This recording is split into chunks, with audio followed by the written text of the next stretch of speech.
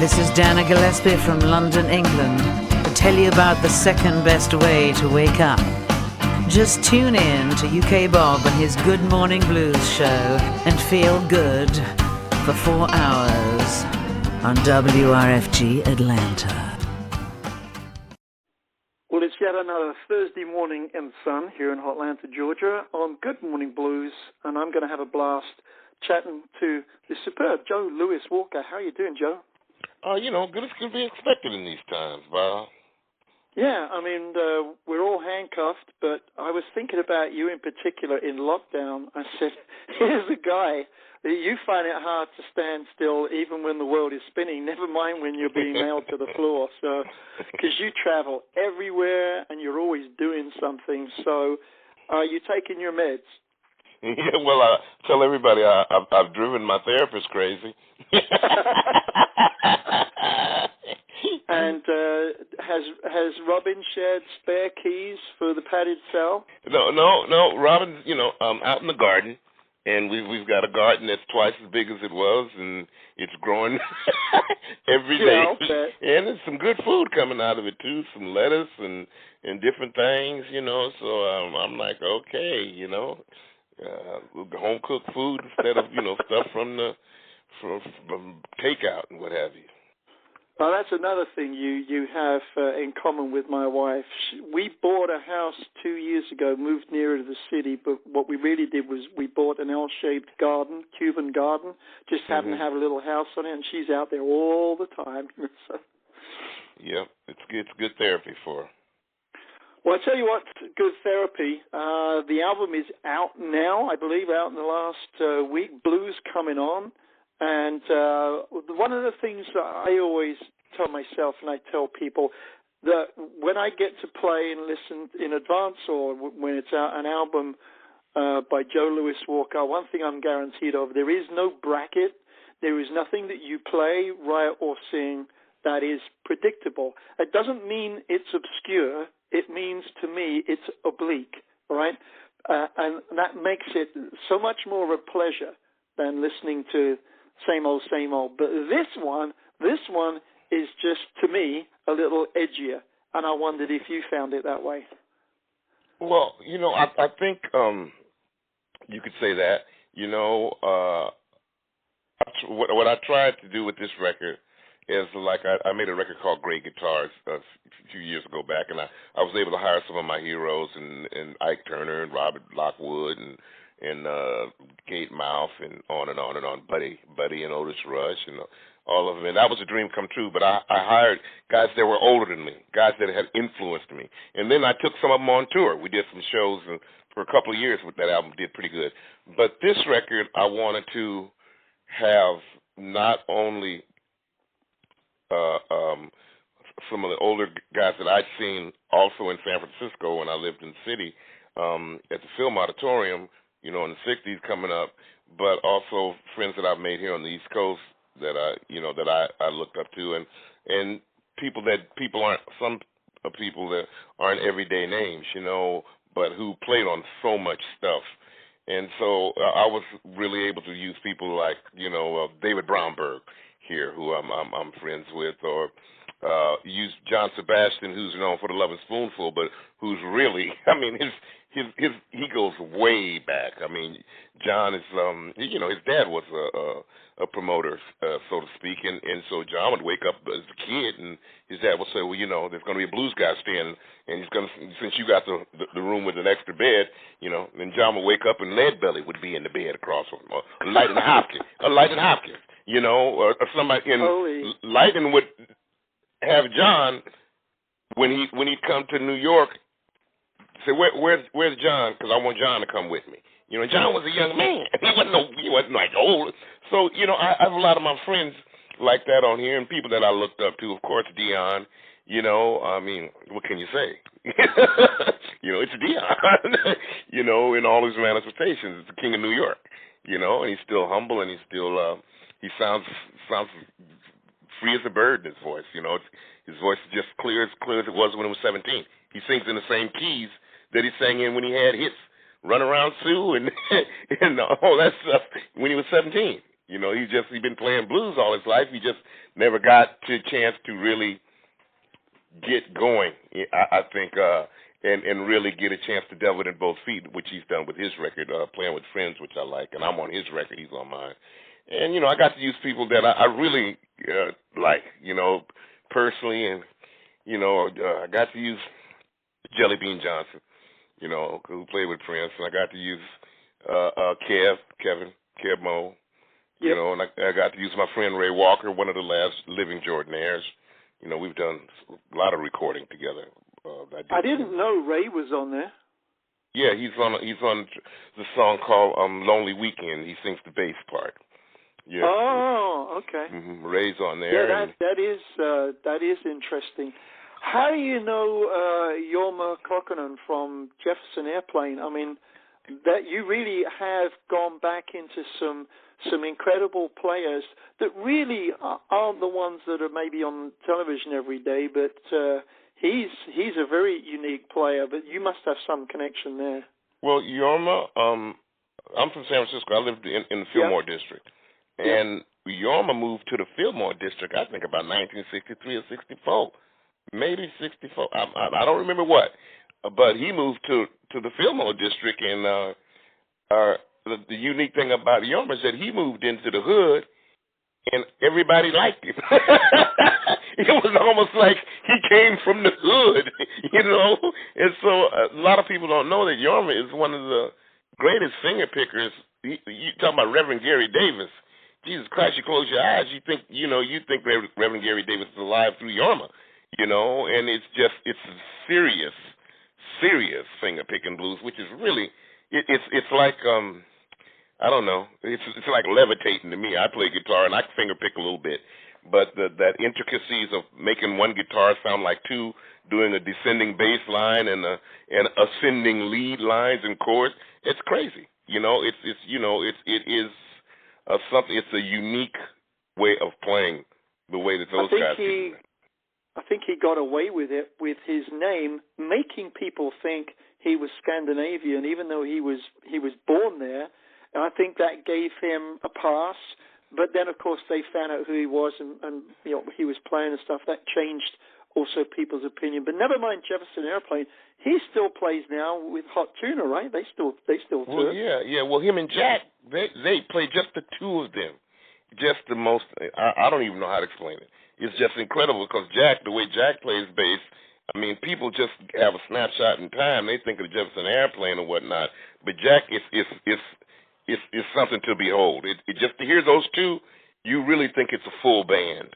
Just those two, no machines, no nothing. Just it's incredible, you know. And I've been seeing those guys play since I was about 17, you know. And I always love Jack's playing because it's like some guys you see on stage, you know, and they're band directors on the stage.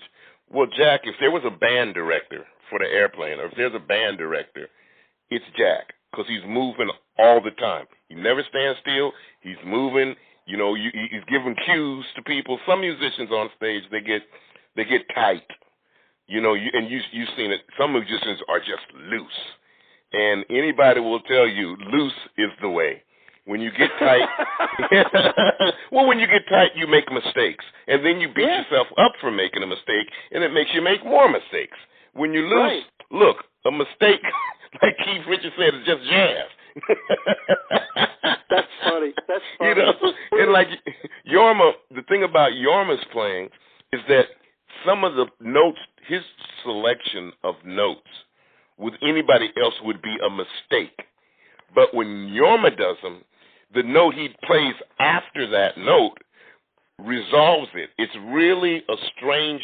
You just listen to what he does at the beginning of White Rabbit, you know, where he doesn't even have to take a solo. Just like I think he plays 8 notes, da da da da da da da, just a little thing, and it's so freaking cool, you know. And he never ever seems to play too many notes, you know. And I like that about guitar players. I like a guitar player who plays to the song, but who can stretch out, you know. But 9 times out of 10, if you play to the song, as someone told me years ago, Joe, nobody goes home humming a guitar solo. Everybody goes home humming a melody or a song. The guitar solo accentuates. Now, there are some people you can hum their solos. There are. Jimi Hendrix had a few of them. Buddy Holly was an expert. You could hum the solos to Words of Love. You could da da da da da da da da da. It's a scale, but it's so beautiful where he put it. Buddy was an expert at doing that. And you got a few guitar players that you can hum their solos, but you can't build I guess you could build a song around if you put the solos together in a chordal structure. But I mean, I'm the type of person, I listen for the song and they say, okay, well, this kind of song here, somebody can stretch out on this, or this song here, keep it tight with no guitar solos. Like in this album, I did 2 songs with Carla Cook, Sam Cooke's youngest daughter. And Carla, and one song has solos in it, Wake Me, Shake Me, which I take one of the few solos that I do take on this album, and it worked out good because I'd arranged that song. But the other song, Someday, Some Way, which is a serious harmony song, the only obligatos or fills that you could do in that song, I figured I need a harmonica with a sort of make you feel like you're in a Parisian cafe. And so I said, Lee Oskar, because Lee was used to playing with War. He's used to playing harmonica, not like 90% of the harmonica players. He don't want to be Little Walter. He plays in a melodic, he can play on a melodic tune, he can play on a grooving tune, he can play on a funky tune, he can play on a bluesy tune. I needed somebody that could play on a melodic tune, but with a little blues into it, a little Toots Thielemans style, a little Stevie Wonder style, and it really captures your when you say, oh, wow, they're singing great harmony, and it's so nice, and someday, some way, and it's really nice, and you got the soul for it sounds like a little bit like the Delphonics, sound like a little bit like this, and then you hear the harmonica come in, and it's like, oh, jeez, okay, then, Well, I so, mean, Lee has always been very unique. I was a huge fan of War, but I mean, I think he's still, for the last 20 years, still making his own harmonica line, which keeps him tied into a wide range community. So asking him to put in a melody is probably going to be the safest thing you could put the money on. But the other thing you mentioned in that passage about obscure and different and guitar players. Let's talk about the single and the title track, Blues Coming On. You got Eric Gales, who's one of the least humble people on stage you could want to meet. I think he's hilarious. I think he winds up people like George Thorogood does, in the same way, the audience interaction. And then you got him and Dion, who we were just talking about. And you're right, Dion's voice, let's see, from 17 to 63 years, his voice has really not changed a bit, and he's just as capable. We were just playing his new album in the last few weeks, and it's right on the money. You'd have no idea. So to pull the two of them in, I think, as far as I know, Eric does a solo on it, and then Dion adds to your vocal. But this is a song you wrote. That's a song that Dion and Mike Aquilino wrote. I didn't know. But the thing is, is that I've been working on that song for about 2 years with Dion, getting the right arrangement, because I wanted him to like the song. You see what I'm saying? Yeah. And I trusted his judgment. But I don't only send it to Dion, I send it to several other friends, I do that with songs that I'm working on to get other opinions. I'll send it to Waddy, of course, because Waddy got big ears. Waddy, too. A great musician, a great musician has big ears. They hear things. Waddy being a producer that he is, he hears things, and I send it to several other friends. Send it to Kev, but it took me about 2 years to redoing that song 7 or 8 times before Dion liked it. Ouch. And that's what I wanted. Well, no, it's cool with me. I don't. That makes me feel good because I want him to like it, because Dion's been around longer than me, and there's certain things about singing that he knows that I don't know, and I respect that, and so I'm listening for any critique that Dion might have, and I think the first 4 or 5 times he was right, and so what I did was I had to change it around. I put the piano in. He didn't like the organ. I didn't like the piano. Fix the piano. He was right.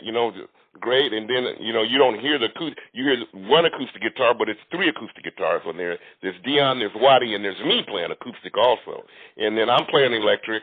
Eric Gales takes the solo. But at the end of the song, I changed it. I went to church, call and response, and that's finally what sort of pulled him in. When he heard that, he thought, that's creative. You took it somewhere else.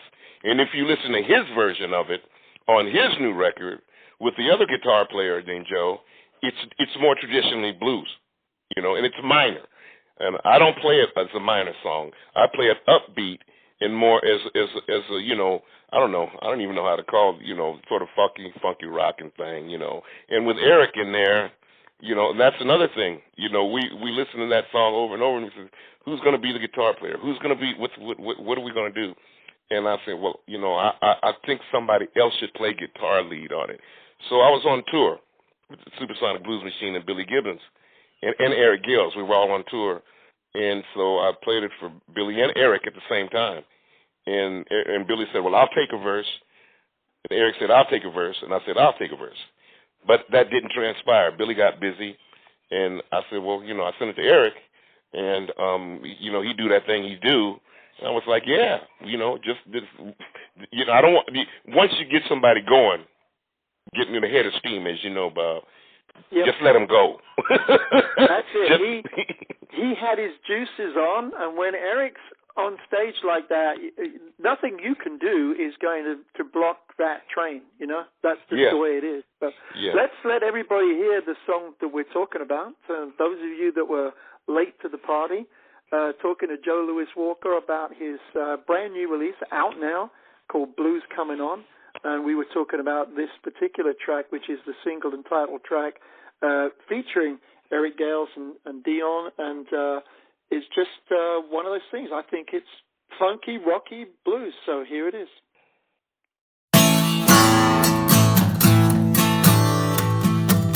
I'm at a station to the train. Stand away in the rain. Oh, babe, yeah, something wrong. If I didn't know better, I feel the blues coming on. Call your number, it's me on the line. Why don't you answer, baby? Be my mind. Oh, baby, something wrong. If I didn't know better, babe, I feel the blues coming on. Wrote you a letter, sent you on the land. The postman said they don't know who I am. Oh yeah, something wrong. If I didn't know better, I feel the blues is coming on. Now wait a minute. I said I bought you roses, sent you wine. Why don't you answer, baby? Just sometime, little girl, little girl, little girl, little girl. Baby, something's wrong. Yes, it is. I get the feeling that the blues is coming on. Come on, baby. Last time we met, I saw you walk away, baby. Ain't seen you since that day, little girl, and something wrong. Now tell me, yeah, feel the blues coming on.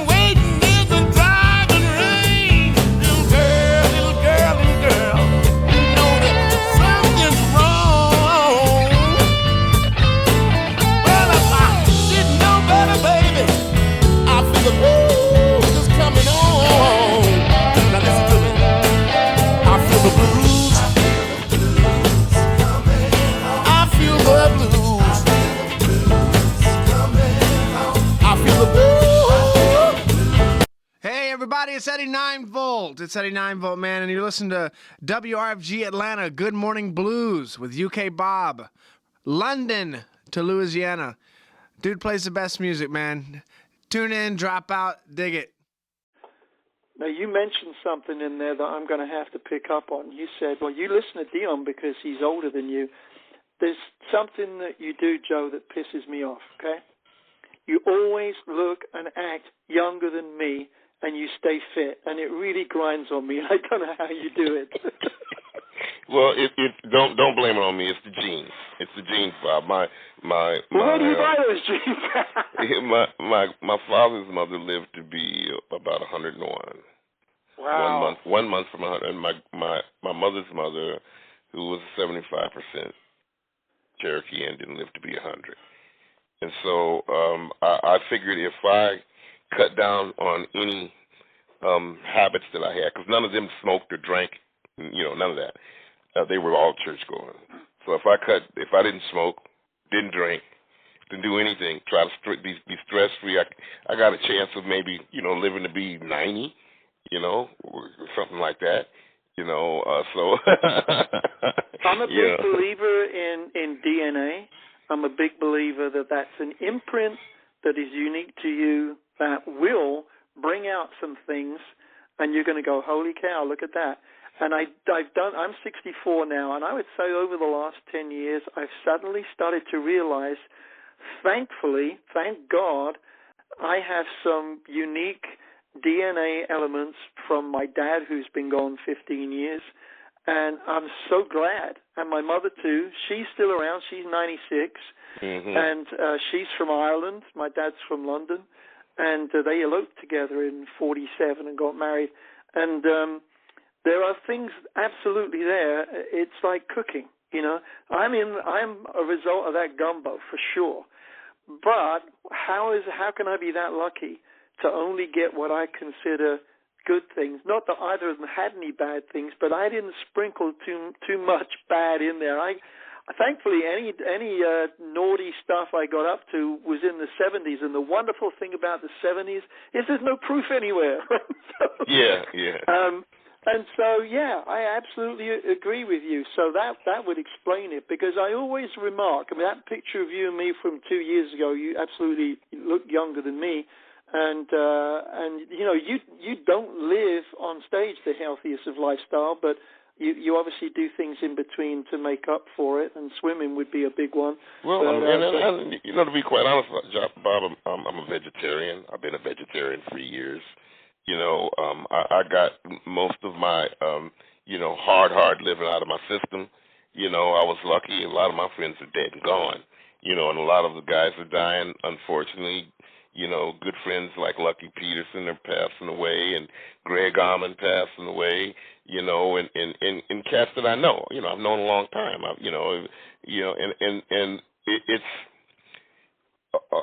it's really, you're right, the life that we lead, the lifestyle that, we've led up to this point, is not conducive to a clean live, and so you sort of have to lay your own foot down on yourself. You know what I'm saying? And I think that's the hardest thing for any musician or artist out there to do, especially when you're out there and people want to meet you, and they have this vision of hard drinking blues guy or whatever or hard party and rock and roll, sex, drugs, and rock and roll. What they say is sex, drug, and rock and roll. At the end, it don't say long life. Right. It just says sex, drugs, and rock and roll. After a show, to me, you're always as alert and composed at midnight as you were at 4 in the afternoon, and that to me is a sign of what you do and don't do, and especially so many of your heroes and peers, like you say, that were around, and the ones you've shared the stage with are gone. I mean, you were in Frisco in the 60s before the hippies, right? And when FM radio began, and so many of those people just aren't around anymore because you made the choice not to join them, is the way I would look at it. Well, I quit. I quit playing secular music, and everybody knows I did. I quit from 75 to 85. And when I quit from 75 to 85, I sincerely believe that saved my life, because in that span time, a lot of my friends died who hadn't become really famous. And some of my people I'd lived with, like Bloomfield, I think Michael died in 80 or 82. I forget which one. Long time. Yeah, Michael died. And so, I lived with him, and I had a bunch of other close friends die, guys that I, met through Michael and Buddy Miles. Jimmy died. Jimi Hendrix, I met him, he died. And a lot of guys just, lives got torn apart. Arthur Lee from Love went to San Quentin for 5 years. Everybody, what happened to Love? What happened to Love? Well, Love's in prison. Yeah. I mean, just crazy stuff like that. So I know that if I hadn't have quit and done something totally different, I'd have probably been there because, I woke up a couple of nights in the hospital. I'm not gonna lie, and just like you said in the 70s, this is not a heck of a lot of record of stuff. If you made it through. And I love that. I love the fact that stuff's out there because even the Polaroids don't last that long. That's right. Yeah, that's right. Well, this is very, very relevant to, and I'll share with you. I haven't told you this. We're going to play next my absolute favorite track, and it's not the one you would expect, and it's not the most melodic. That's not the reason it's my favorite. We're going to play the closing track on the album called 7 and 7, which is an Arthur Lee love song from '66. But boy, did you change that around.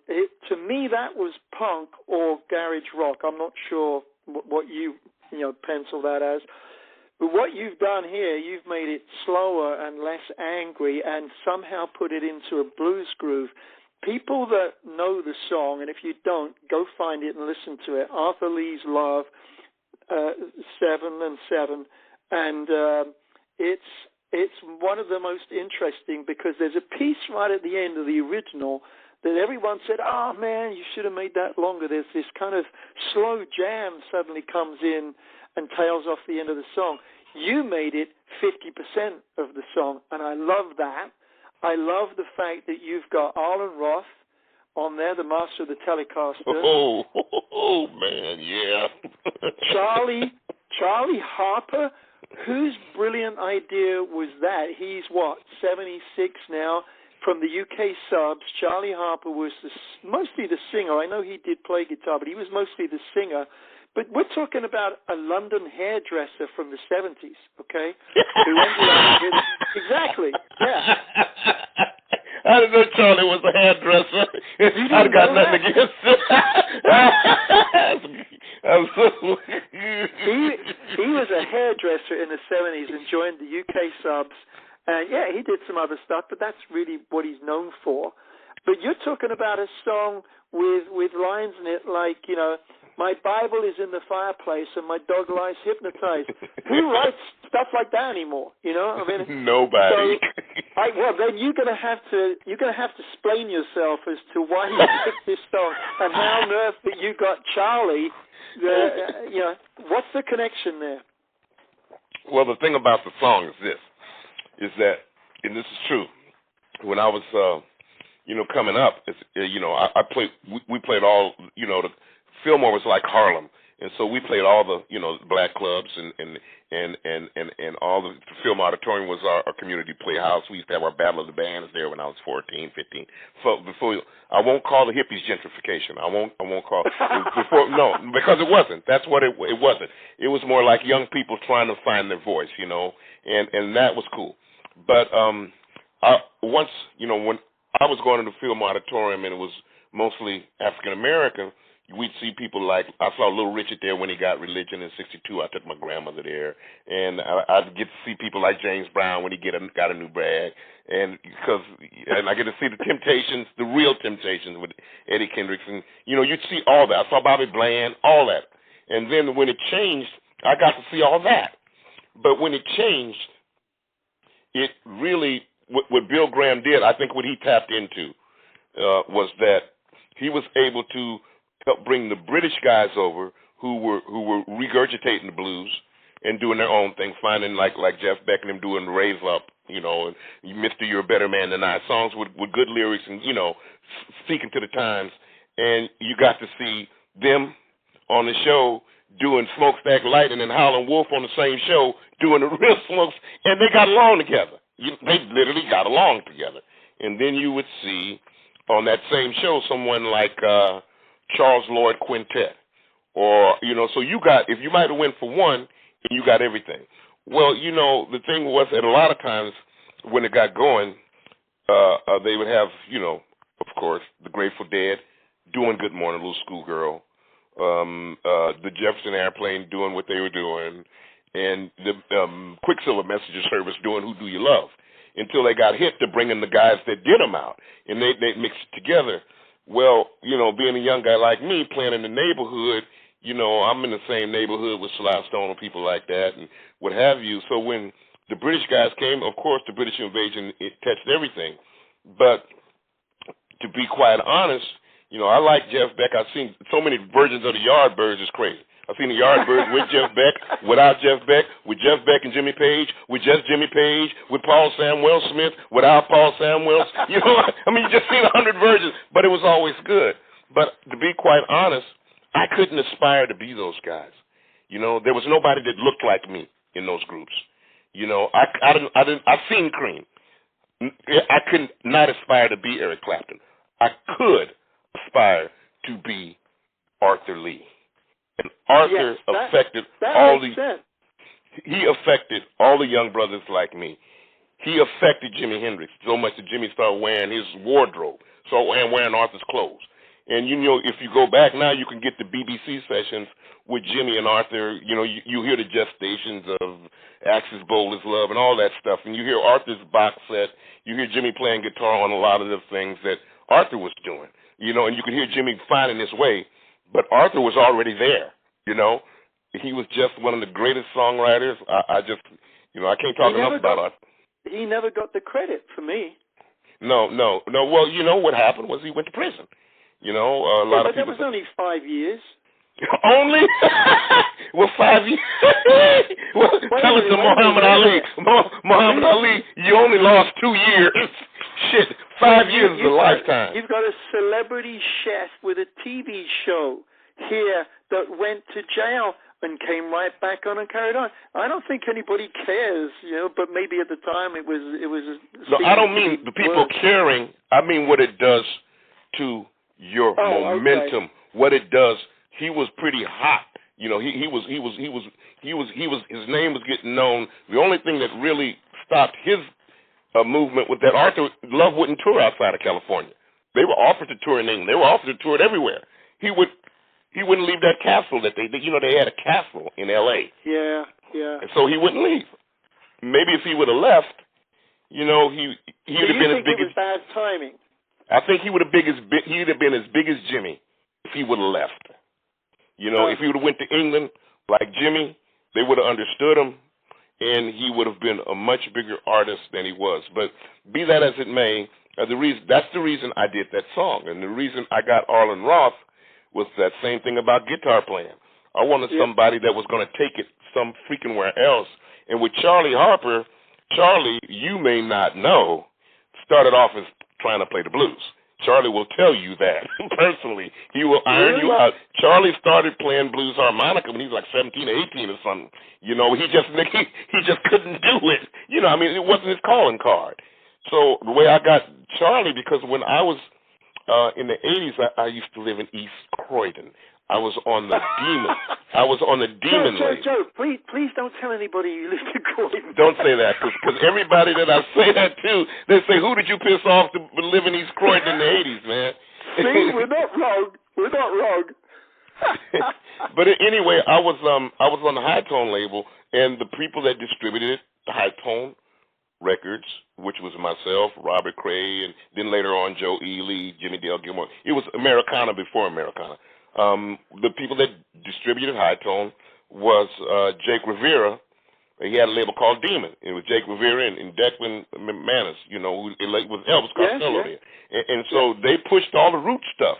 And so, the label I was on, Demon there, we do shows, and Ian Drury and the Stiff Little Fingers, Nick Lowe. I know Nick till today, through all of that. Who else was around? Billy Bragg, because we started Rock Against Racism over there. He's still around. Yeah, and so you had, the two-tone movement, which you know about. Sure, yeah, I love people, that. Yeah, like the specials, and you had black guys and white guys together, and it was really a cool thing. It was cool musically.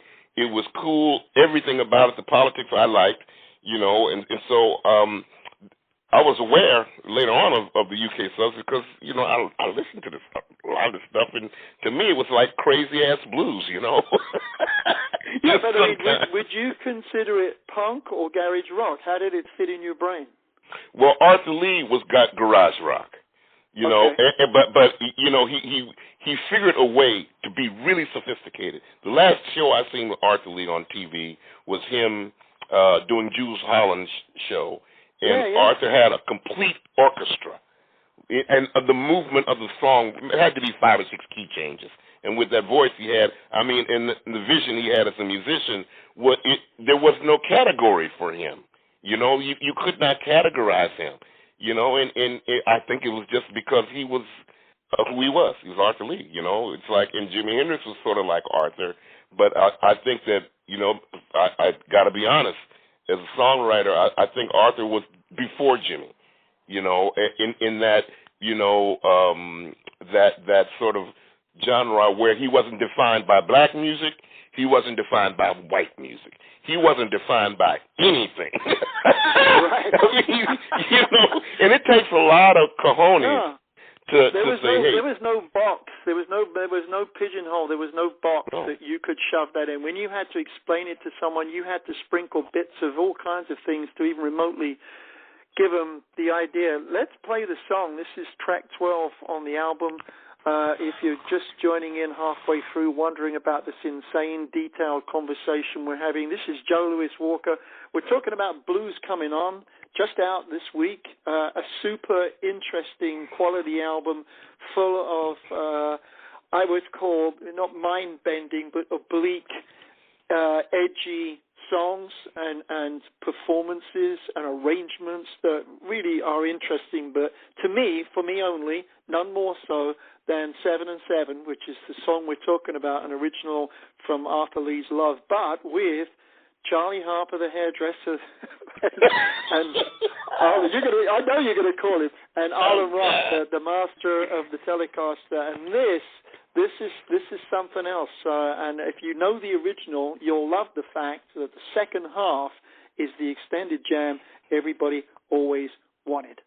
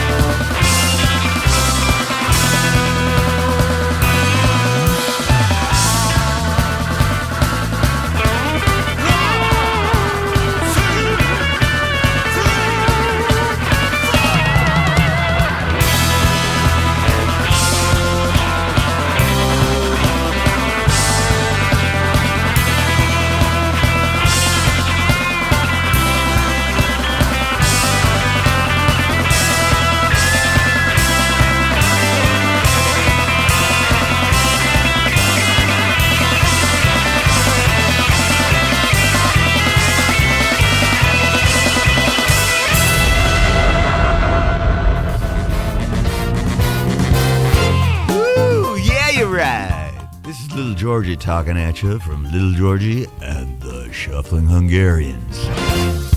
You are moving and a grooving. You are raising a ruckus and kicking up sand. Right here, right now. From Atlanta, GA to London to Louisiana, you are tuned up and tuned into the Good Morning Blues Show with your host with the most, UK Bob, right here on WRFG 89.3 Radio Free Georgia. So we've explained away some very interesting elements of a great track today, some, 54 years later from the original. But you still haven't explained you and William Shatner. Oh, well, here's the thing. You're gonna love this. I'm born on Christmas Day. Okay. I didn't know that. Yeah, I'm born on Christmas Day. But you've answered the question then. Yeah, and John Lappin, who's the A&R for Cleopatra Records, says, Joe, William Shatner is doing a Christmas album, and we'd like for you to be on it, And so I said, this is sort of interesting, because I just did a little part in a movie about a pimp that I knew. So I was saying, my grandkids, when they grow up, they can see me going from a pimp movie thing to, and then I was the voice of one of the trucks in Cars 3 or something. So no. I'm the voice of one of the trucks, and so singing a couple of songs, and so I can go from a kids truck movie to a pimp movie to Star Trek. And all those years in the Corinthians. and you're gonna like this. So after we do the Christmas record, which did very well for him, I get a call and it says, Joe, Bill Shatner would like to call you. And I'm saying, well, what's going on? He says, well, he has another project. And so I get the call from Bill, right? And Joe, and he says, look, I'm by no means a blues musician. I don't sing, I don't do anything, but I would like to bring some attention to blues. I've been listening to it all my life. He's Canadian. It's like English guy. He's been listening to blues all his life. And so he says, I'm making a blues record. And, at first he asked me, could I introduce you to some of the people in the Rolling Stones? I said, man, I don't know about that. Yeah, well. Believe me, you're going to have to kiss Mick's ring. Oh, no. No. You might as well put an X on that shit. But I said, well, he asked me would I, be helpful, ask him if I, some pointers and this, that, and the other. And I says, well, I think, any attention that the blues could get from audiences that haven't been made aware of it could be a good thing. And so I played on his blues record. So he's got a blues. Oh, no. But he doesn't sing. He doesn't even do it. Well, he sort of talks. And that's all he knows how to do, and I think we both need to kneel and pray and be glad that he didn't. That's crazy. Well, I knew there was something going on. I just needed to hear the reality from you, because some of the things that we've talked about really go all over the spectrum, and that's what makes it fun. And I knew this before coming in. I've only had the album a day and a half, I guess, but I knew that I was going to get into something legit, as I call it. And I like to refer. People who listen to the show will know that I often refer to the fact that we're talking about proper musicians. I want to do one more thing. I want to talk about Old Time Used to Be. This, to me, is the most melodic and the most commercial in the sense of the wide range of appeal. But, again, talk about combinations. Kev Moe and John Sebastian, Loving Spoonful. The moment you say their name, I swing from left to right in my mind, in my car, with the top down, singing "You Didn't Have to Be So Nice." I can't help it. Just the summer, the time, the part of the world. I mean, all the monkeys, just things of that nature. Gosh, wasn't everything just happy and easy then compared to today? And I think that's what I would love, to press the button and go back to everybody feeling that way. So what an interesting combination to have the two of them jump in there. It's a very swinging song. Well, I wrote that song for my wife. I love you every day, I love you every night. But, you got to forget your old time used to be. But anyway, of course, having Kev, really is, I love Kevin because he does not play a note that doesn't need to be played. You have to pull teeth to get Kevin a solo, but he can do it. But he's got the feeling. I've known Kevin, since he first came to his first WC Andy Award. They introduced him to me, and we can. Some people you can sit in a room and you can just really, you can joke all day. We joke all day. I mean, when you meet us together, and someone like BB would say, "Well, Joe, do you know Kevin?" And Kevin would say, "Well, yeah, BB, we have the same parole officer." BB would look like, "What do you mean?" And we'd say, "We're just joking. We're just joking." So we can do that all day. And with Sebastian, like I said, John's just a fountain of history. And you're right. The thing about John that you really, and he's like that in life, is that he makes you feel good. I don't care what you put on those Lovin' Spoonful records, but then again, if you put on, you hear listeners Wouldn't Have to Be So Nice and Believe, and you think, oh, that's a Teeny Bopper song. You put on Nashville Cats. You put on some of the other ragtime stuff, which he is the expert at, and then you really get, did you ever have to make up your mind? It's basically a ragtime song, and you listen to the lyrics, and it's so great, and he's relevant then, he's relevant later when he does the TV stuff, Welcome Back, Kotter, and he's relevant now. I agree, but even the name of the band, think about it. 2 words, loving and spoonful. If you're going to have a spoonful of something, it's going to be sugar or syrup, or it's going to be something nice, right? So you've got love and a spoon of something. How can it not feel good? Yeah, and then you look at him and Zolly, you look at the video with him and Zolly, the guitar player, and Zolly just was always 10 feet off the ground. It was just a feel-good group, and John's just, I can never say enough about, how much. I show you what kind of nice guy John is. I'm a member of the Buddy Holly Educational Foundation. Waddy Wachtel, my friend, who is like the real hero on that album that we just did, because Waddy had to listen to me moan and cry, and Waddy, how do we do this? How do you do that in the studio? How do I make this voice sound like that? And Waddy always made time for me, although he was always busy, But John, Sebastian, Waddy got me into the Buddy Holly Educational Fund, and they asked me, Joe, we're trying to get more women in, so I'd call a couple of women, and there's probably going to be. They said, who else you should get? I said, well, you should get John Sebastian. And they said, why? They didn't know that John, when he was younger, lived right around the corner from Buddy Holly with his father. So John knows Buddy. His dad knows. So there's that connection. So I got him to give John a guitar.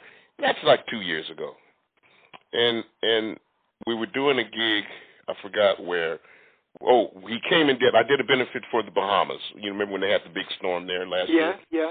And I had a lot of my friends come who were in the Woodstock area, come and play. We all donated our time. And the biggest name, of course, was John, and he lent his name to it, God bless him.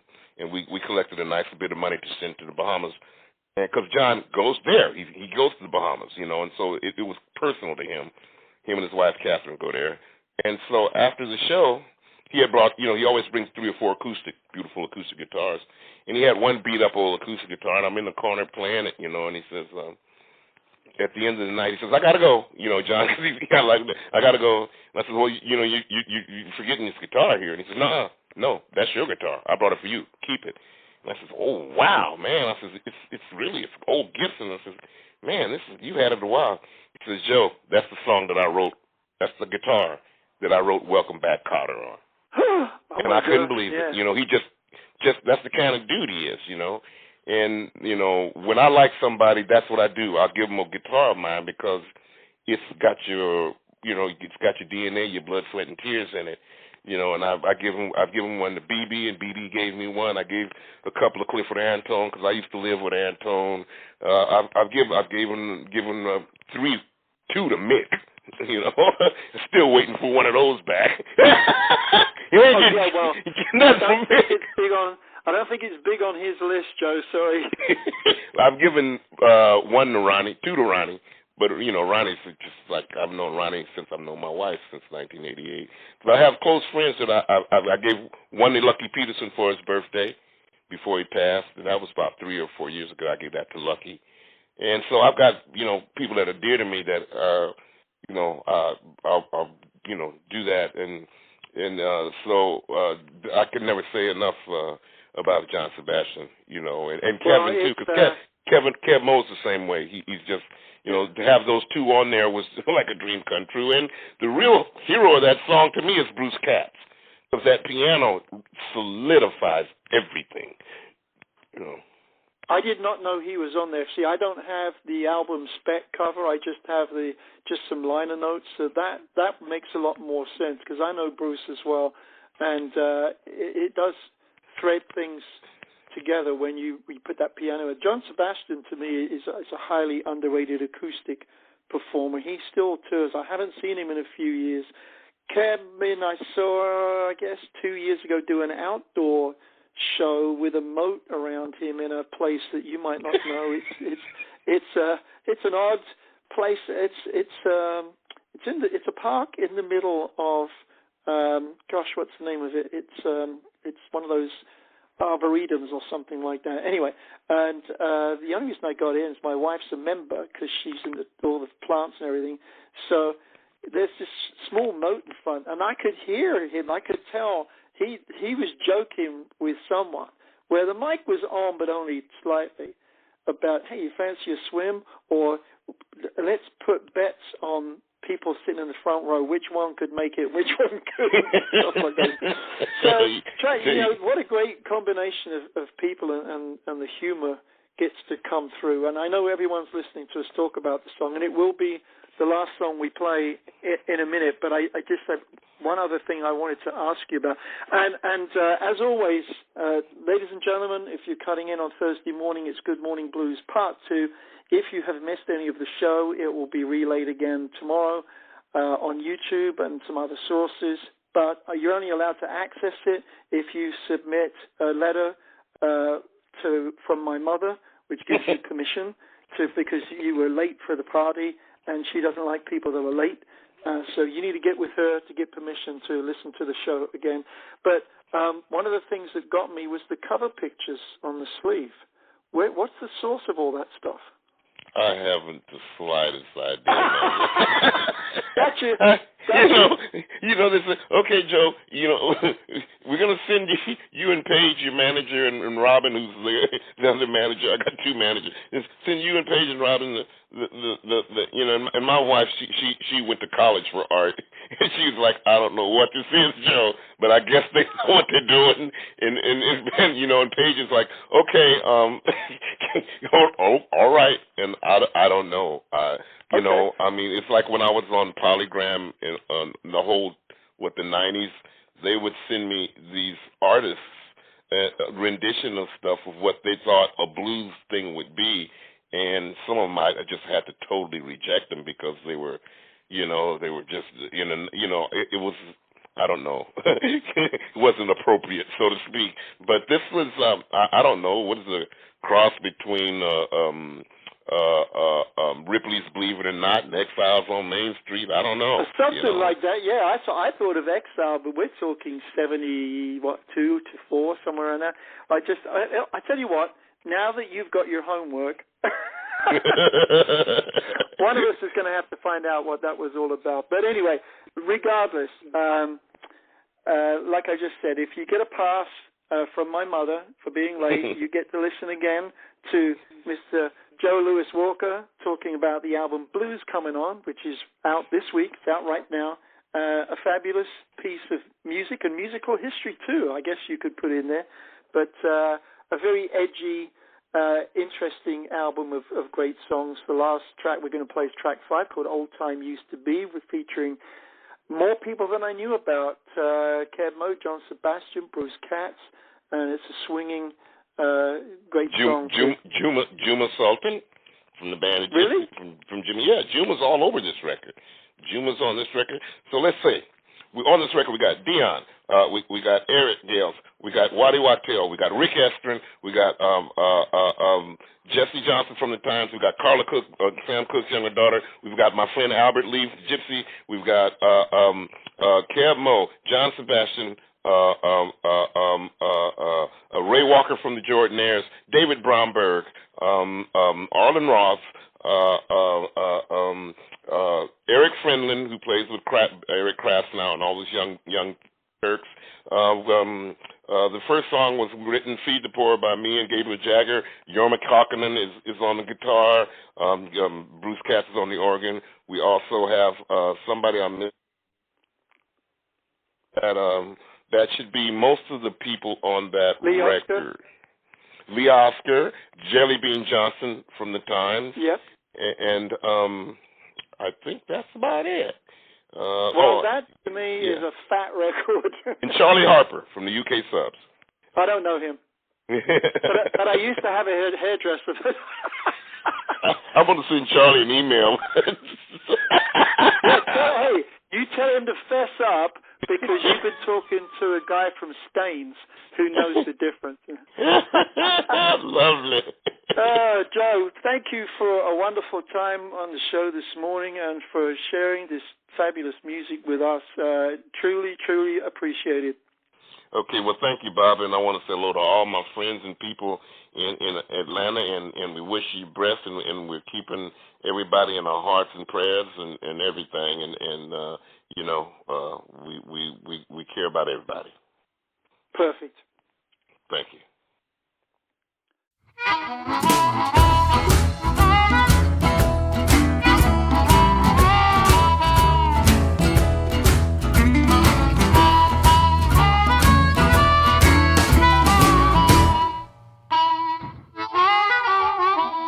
I love you in the morning, in the afternoon. Ain't nothing in this world I wouldn't do for you.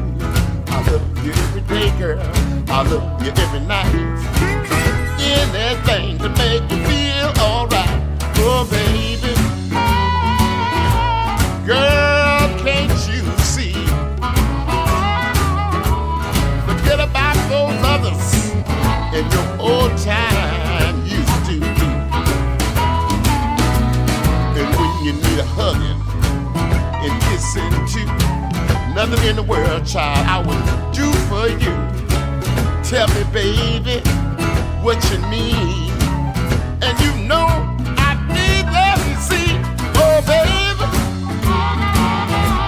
Girl, can't you see? Forget about those others in your old time used to be.